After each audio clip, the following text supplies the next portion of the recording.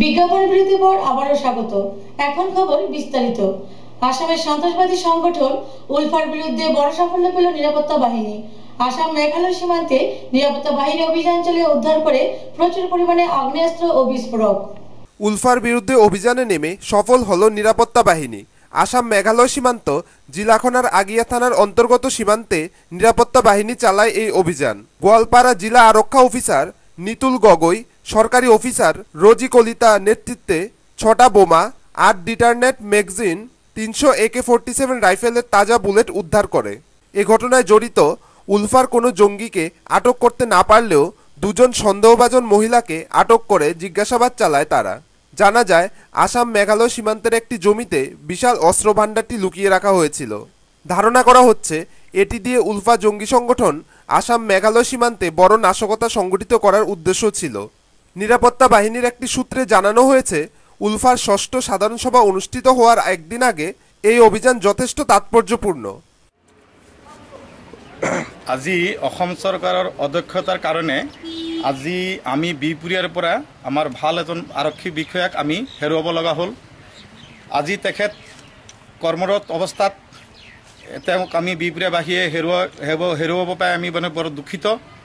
আজি 15 দিন আগতে বিপুৰীয়াৰ পৰা আমি 2জন ব্যৱসায়িক ইয়াৰ আগতো আমি আমাৰ মাজৰ পৰা হেৰুৱাব লগা হৈছিল। আজিৰ পৰা 15 দিন আগতে NDFB-য়ে এই কোকৰাঝাৰ এলেকাত গাড়ী বাছৰ পৰা নমাই 6জন লোকক নিৰীক্ষভাৱে হত্যা কৰিছিল। তাৰ ভিতৰত আমাৰ বিপুৰীয়া নগৰৰ ব্যৱসায় সংঘৰ তৰফৰ পৰা 2জন ব্যক্তিক আমি হেৰুৱাব লগা হৈছে। আমি অতিকৈ আজি বিপুৰীয়াবাসী দুখিত আৰু ইয়াক যে চৰকাৰে একেবাৰে ভাল এক মানে ব্যৱস্থাপনা ল'ব পৰা নাই তাৰ কাৰণে আমি দুখিত। আৰু আজি NDFB-য়ে বিপুৰীয়াৰ ওপৰতে ইমান নজৰ দিয়াৰ কাৰণে বিপুৰীয়াবাসী তাৰ কাৰণেও আৰু বেছি আমি লজ্জিত হৈছোঁ। NDFB-ৰ মাত্ৰ 300-400 কেডাৰৰ ভিতৰতে তেখেতসকলে যে গোটেই অসমখনক এক মানে অৰাজকতা সৃষ্টি কৰিছে, তাৰ কাৰণে চৰকাৰখন সম্পূৰ্ণ আমি ভাবিছোঁ বিফল হৈছে। গতিকে আমি এই নিউজৰ যোগেদি আমি চৰকাৰক মানে তৰুণ গগৈ চৰকাৰক দাবী জনাইছোঁ যে অসমৰ পৰা এই এনেকা ধৰণৰ যাতে অত্যাচাৰ বন্ধ কৰে, তাৰ কাৰণে অতি সোনকালে ব্যৱস্থা ল'ব লাগে। এই আমাৰ বিপুৰীয়া ব্যৱসায়ী সংঘ তথা বিপুৰীয়াবাসী ৰাইজৰ এক বিশাল প্ৰতিবাদ আৰু দাবী জনাইছোঁ। আৰু তেখেতৰ মৰ্মান্তিক আত্মাৰ সদগতিৰ কাৰণে আমি বিপুৰীয়া নগৰৰ ব্যৱসায়ীসকলে 2 ঘণ্টা সময় আমি বন্ধ ঘোষণা কৰিছোঁ। আসাম ব্যুরো রিপোর্ট, খবর ত্রিপুরা। রাজন্য বিজড়িত বর্তমানে রাজ্যের সর্ববৃহৎ পর্যটন কেন্দ্র নীরমহলে নানা সংস্কারের কাজে হাত দিয়েছে কর্তৃপক্ষ। শুরু হয়েছে নীরমহলের চারিদিকে রিং রোডের কাজও।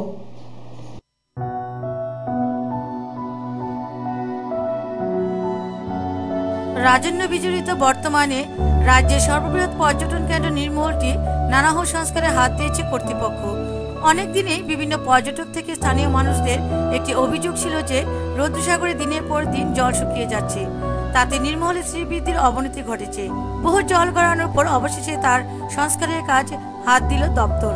রৌদ্রসাগরের জলকে জমাকৃত করার জন্য রাজঘাট থেকে যুবরাজঘাট, রাঙামোড়া ও চন্দনমোড়া হয়ে পচারমার ঘাটে মিলিত হবে।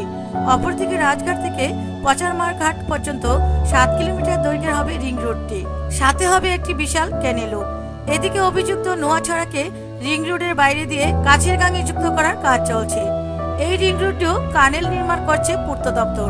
14 কোটি টাকার রৌদ্রসাগরের নাব্যতার কাজ এখনো শুরু হয়নি। কাজের জন্য প্রয়োজনীয় জেসিপি এখনো এসে পৌঁছায়নি। যদিও ধারণা করা হচ্ছে এই মরশুমে এই কাজে হাত লাগাবে বরাদ্দপ্রাপক সংস্থা। অপরদিকে নীরমহলকে নতুন রূপ দিতে 7 কোটি টাকার কাজেও হাত লাগিয়েছে বেঙ্গালুরু স্থিত সংস্থাটি। রাঙামোড়া দিয়ে তারা অস্থায়ী একটি রাস্তাও ইতিমধ্যে তৈরি করেছে, যাতে সহসায় মাল বোঝাই গাড়ি নীরমহলে পৌঁছায়। নিঃসন্দেহে দেরিতে হলেও সবগুলো কাজ শেষ হলে নীরমহল যে নতুন রূপ পাচ্ছে অভিমত অনেকেরই। আরো পর্যটকদের আকর্ষণের কেন্দ্রবিন্দু হতে যাচ্ছে রাজন্য বিজড়িত এই মহলটি, তা বলার অপেক্ষা রাখে না। যে রিং রোডটা হইতেছে, এই রিং রোডটা হইল টোটালি চতুর্দিকে ঘুরাইয়া 7 কিলোমিটার।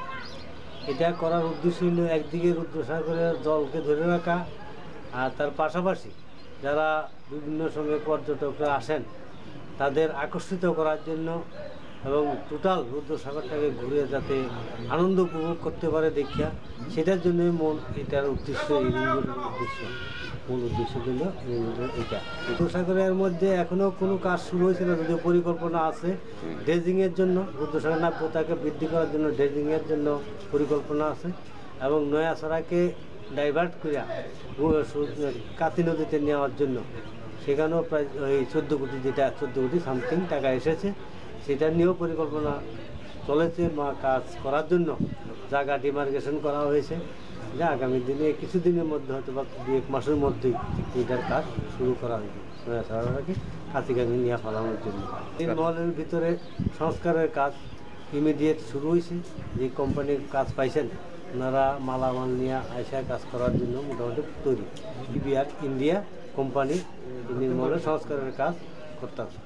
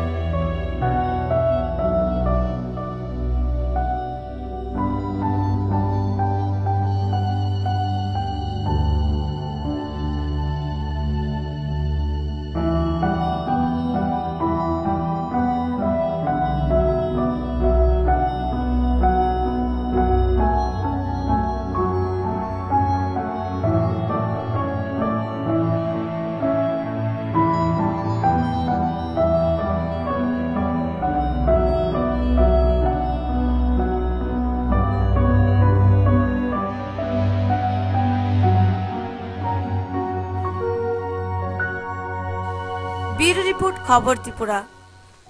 রাজধানী শ্রীকৃষ্ণ মিশন স্কুলের বার্ষিক প্রতিষ্ঠা দিবস অনুষ্ঠিত হয়। অনুষ্ঠানে উপস্থিত ছিলেন পর্যটন মন্ত্রী রতন ভৌমিক, উপাধ্যক্ষ পবিত্র কর সহ আরো অন্যান্য অতিথিরা।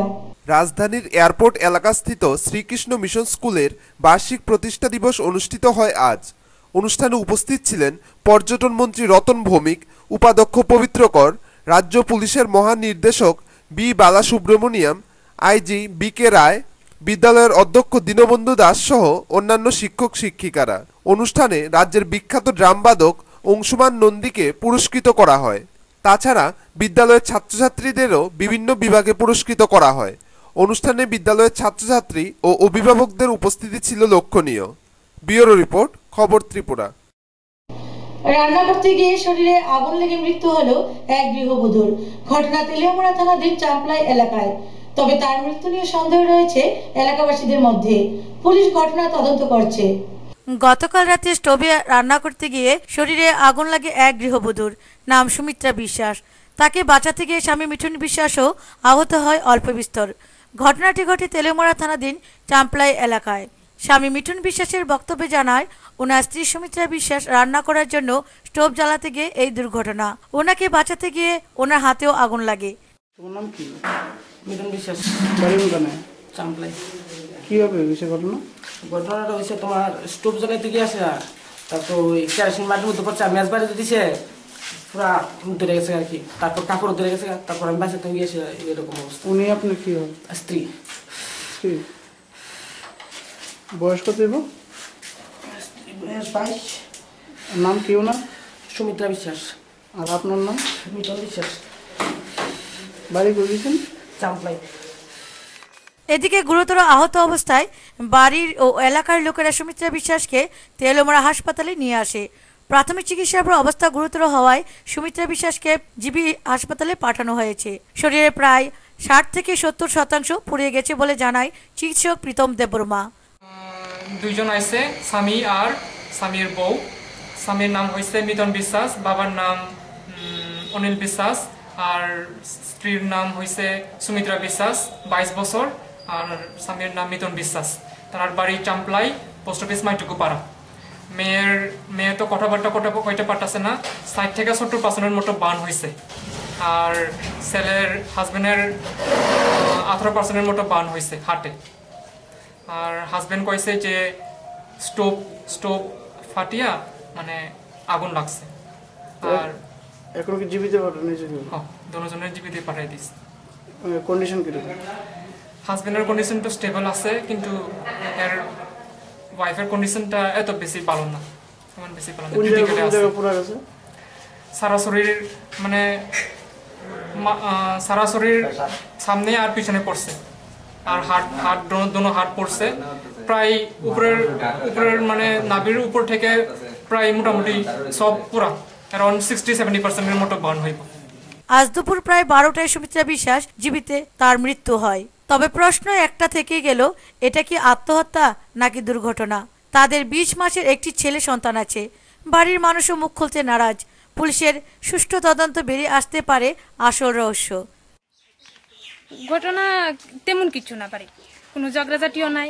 তার মধ্যে রাত্রেবেলা চুড্ডা বাড়িতে আইসে আমি বাতাল লিয়ে এসে দেখছি, আইসে বাচ্চা আসলাম আর এনতে চুড্ডা গিয়ে আনছে বাচ্চারে আইনা সেরা কইছে, মন্টি তুমি রান্না, আমি অধিবাসন তাই গে। এরপরে বাচ্চা কান্তাছে দেখে তুমি যাও না, আমি রান্না করে লি, এতটুকু আমি শুনছি আর কথা কইতাছে। এরপরে আমি আমার বাচ্চারা লিয়ে আমি অধিবাসনে গেছি। এরপরে স্যার আমি আর কিছু কইতে না। এরপর চিল্লাচিল্লি লাগছে, যখন উড়াউড়ি লাগছে দৌড়াদৌড়ি কইরা এরপরে আইসি আয়া দেখি এমন ঘটনা। আপনারা কোন জায়গায় গেছিলেন? আমরা এই সামনে সরে অধিবাসনে ছিল। বাড়ির থেকে এখানে কত দূরত্ব? বেশি দূর না। আপনারা খবর দিছে কে? ওই তারা বাড়ির একজন লোক গিয়া, তারা বাড়ির একটা ছেলে গেছে, চিল্লাচিল্লি লাগছে, পরে তারা বাড়ির একটা ছেলে আইছে। এরপরে এখানে গিয়া কইছে এমন এমন ঘটনা তোমরা বাড়ি। তো এমন করতে তারা স্বামী স্ত্রী মিলে কোনোদিন পারিবারিক কলহ ছিল না? স্যার তার মধ্যে কোনো ঝগড়াঝাটিও না। তারা স্বামী স্ত্রী দুজনেই, তারা তো ভিন্ন খায়, তারাও আমরাও ভিন্ন খাই, সব করে করে আমরা স্যার আলাদা, আমরা শ্বশুর শাশুড়ি আলাদা, আমরার মধ্যে কেউ ঝগড়াঝাটি নেই। শ্বশুর শাশুড়ি খুব ভালো, আমরা শ্বশুর শাশুড়ির লগে কোনোদিন আমরা তকরাতকরিও না, ঝগড়াঝাটিও না। হারার কারণে হারার আমরা কারণ আমরা তারার লোক আমরা কোনো ইয়ে নাই। বীর রিপোর্ট, খবর ত্রিপুরা। সিআইটিইউ অনুমোদিত ত্রিপুরা রিক্সা শ্রমিক ইউনিয়ন সদর বিভাগীয় কমিটি 10 দফা দাবির ভিত্তিতে এক ডেপুটেশন প্রদান করে সদর মহকুমা শাসকের নিকট। সিআইটিইউ অনুমোদিত ত্রিপুরা রিক্সা শ্রমিক ইউনিয়ন সদর বিভাগীয় কমিটি 10 দফা দাবি আদায়ের লক্ষ্যে এক ডেপুটেশন প্রদান করে সদর মহকুমা শাসকের নিকট। তাদের দাবিগুলির মধ্যে উল্লেখযোগ্য হল প্রত্যেক রিক্সা শ্রমিককে বিপিএল কার্ড প্রদান, ভর্তুকিতে ব্যাটারি চালিত যান প্রদান, বিশ্রামাগার, ভূমি ও গৃহ নির্মাণ প্রভৃতি। প্রথমে রিক্সা শ্রমিকদের একটি বিশাল মিছিল শহরের বিভিন্ন পথ পরিক্রমা করে এবং পরে মহকুমা শাসকের সঙ্গে মিলিত হয়ে তাদের দাবিগুলি পেশ করে। রিক্সা শ্রমিকদের ভর্তুকিতে টমটমের ব্যবস্থা করতে হবে, রিক্সা শ্রমিকদের ভর্তুকিতে টমটমের ব্যবস্থা করতে হবে, সহজ শর্তে ঋণ দিতে হবে, রিক্সা স্ট্যান্ডে দাঁড়াতে পারে সেই ব্যবস্থা করতে সারা দ্বিপাক্ষিক আলোচনার মাধ্যমে করতে হবে।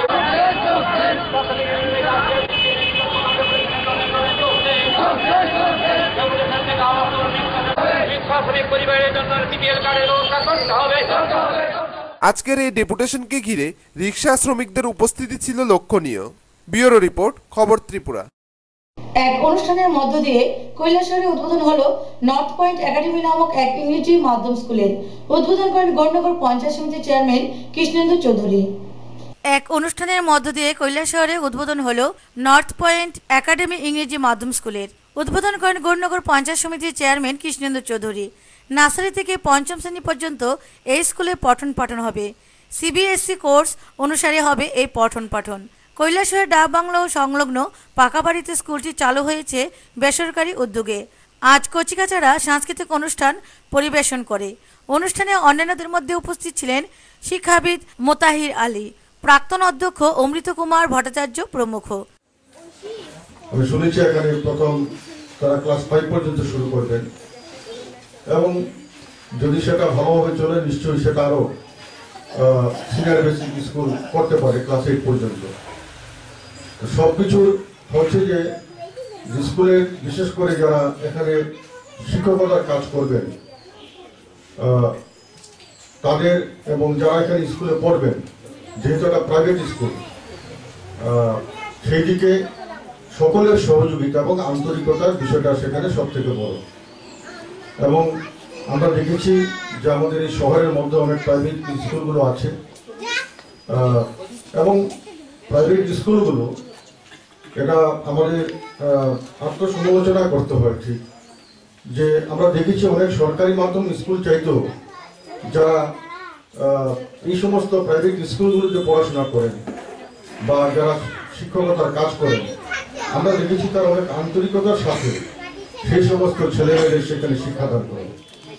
ফলে তারা যখন তাদের স্কুল থেকে বেরিয়ে অন্য স্কুলে গিয়ে ভর্তি হয়, তখন দেখা যায় যে তারা কিন্তু সেখানে একটা ভালো রেজাল্ট, অর্থাৎ মাধ্যমিক স্তর হোক, ক্লাস 12 স্তর হোক, একটা ভালো রেজাল্ট তারা করছেন। ব্যুরো রিপোর্ট, খবর ত্রিপুরা। প্রধান শিক্ষকের বদলি নিয়ে স্কুলের ছাত্রছাত্রীদের মধ্যে ক্ষোভ দেখা দেয়। তাদের দাবি, প্রধান শিক্ষক পল্লবকান্তি সাহাকে স্কুল থেকে বদলি করা যাবে না। ঘটনা তেলিয়ামুড়া এলাকায়। প্রধান শিক্ষকের বদলির খবর শুনে স্কুলের ছাত্রছাত্রীরা ক্লাস বয়কট করে। পাশাপাশি এটাও জানিয়ে দেয় যে এই শিক্ষকের বদলি না আটকালে ছাত্রছাত্রীরা অনির্দিষ্টকালের জন্য স্কুলে আসবে না। ছাত্রছাত্রীদের অভিমত, এই স্কুলের প্রধান শিক্ষক পল্লবকান্তি সাহা যে সময় থেকে স্কুলে জয়েন করেছে তখন থেকে স্কুলটি উন্নতি হচ্ছে। তাদের মতে অন্য কোনো প্রধান শিক্ষক আসলে সেই উন্নতির স্রোতটা থাকবে না এবং ছাত্রছাত্রীদের সঙ্গে উনি যেমন বন্ধুত্বের মতো থাকে, অন্য শিক্ষক তা পারবে না। তাই তাদের দাবি, প্রধান শিক্ষক যাতে এই বিদ্যালয়ে থাকে।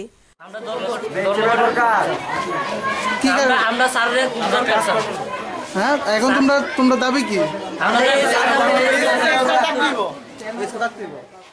আমরা এই টাইম গেলে ক্লাস করতাম না, স্কুল বন্ধ থাকবো, কোনো ছাত্রছাত্রী ক্লাস হইতো না, স্কুল বন্ধ থাকবো, পুরো বন্ধ। আমরা তো স্কুল করবো না, যদি স্যার যদি না থাকে তাহলে স্কুল বন্ধ থাকবে। তার জন্য আমরা আজকে সবাই মিলে আন্দোলন করছি যে স্যার থাকতে হবে, তাহলে আমরা ক্লাস করবো, না হলে স্কুল বন্ধ থাকবে, ক্লাস হবে না। আমাদের হেডমাস্টার স্যার এখান থেকে বদলি হয়ে যাচ্ছে, বাট আমরা চাই না যে আমাদের হেডমাস্টার স্যার অন্য কোথায় যাক আর অন্য হেডমাস্টার আমাদের স্কুলে আসুক। কারণ এই হেডমাস্টারের এই স্যারের জন্যই আমাদের স্কুলটা এত ভালো চলছে। মনে হচ্ছে না যে অন্য কেউ এসে স্কুলটা আরো ভালোভাবে চালাতে পারবে। এই চান্সে আমার যতদিন পর্যন্ত অর্ডার না দিবে ততদিন পর্যন্ত আমরা স্কুল কোথায় থাকবো, আমরা স্কুলেই আসবো না। আমরা যতদিন স্যার আমাদেরকে না বলেন যে স্যার থাকবে, এতদিন পর্যন্ত আমরা স্কুলে আসবো না, স্কুল বন্ধ থাকবে, কোনো ক্লাস চলবে না। কি কারণে করছে বলতে আমরা হেডমাস্টার চাই না যে বদলিও, আমরা চাইতেছি এই হেডমাস্টার স্কুলেই থাকুক। আর খুব ভালো, স্যার স্কুলে আসার পর স্কুলে খুব উন্নতি হয়েছে, আমরা ছাত্রদের সাথে স্যারের খুব ভালো বন্ধুদের মধ্যে নিয়ে হয়েছে। আমরা চাইনি স্যারে যাক, স্যারে যদি নিজেই না করে স্যার থাকবে। উল্লেখ্য, প্রধান শিক্ষক পল্লবকান্তি সাহা 2007 সালের মার্চ মাসে জয়েন করে এই স্কুলে। বর্তমানে ওনার বদলি অর্ডার হয়েছে সৈলেংটায়। ব্যুরো রিপোর্ট, খবর ত্রিপুরা। আগামী 7 ফেব্রুয়ারি থেকে ত্রিপুরা পাম্প অপারেটর ইউনিয়নের সদস্যরা অনশনে যাবার ঘোষণা দিয়েছে। রাজধানীতে এক সাংবাদিক সম্মেলনে এই কথা জানান সংগঠনের রাজ্য নেতৃত্বরা। Tripura pump operator union Tripura রাজ্য কমিটি আগামী 7 ফেব্রুয়ারি থেকে অনশনে যাবার ঘোষণা দিয়েছে। বিভিন্ন দাবি আদায়ের লক্ষ্যেই তাদের এই অনশন কর্মসূচি বলে জানান তারা। আজ রাজধানীতে এক সাংবাদিক সম্মেলনে সংগঠনের রাজ্য কমিটির পক্ষ থেকে এই ঘোষণা দেওয়া হয়। তাদের দাবি, অনেক প্রতিকূলতার মধ্যে তারা তাদের কাজ করে যাচ্ছে। গত 28 এবং 29 ডিসেম্বর আমাদের রাজ্য সম্মেলন অনুষ্ঠিত হয়।